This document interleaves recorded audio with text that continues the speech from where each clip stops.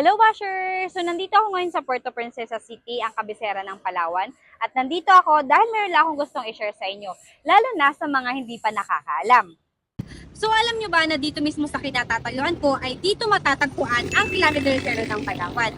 Ang kilometer zero ay ang ibig sabihin nito, dito ang starting point or dito nagsisimula ang bilang o sukat ng distansya sa pagitan ng mga kasunod na lugar o ibang munisipyo. So kung mapapansin nyo, meron ditong letters and numbers. So ang letter A dito ay stands for Aborlan na siyang unang munisipyo na inyong madadaanan kung papunta kayo ng south.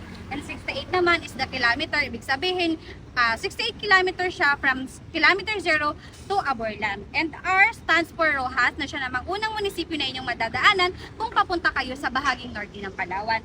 At ang 135 as 135 kilometers from here sa kilometer 0 papunta sa bayan ng Rojas. So ayan guys, sa mga nagre-rise dyan or mga nagmamaneho, alam kong alam na alam niyo yung mga signs na ito, and sa mga hindi pa nakakaalam, yun lang po ang gusto kong i-share sa inyo. Yun lang, bye!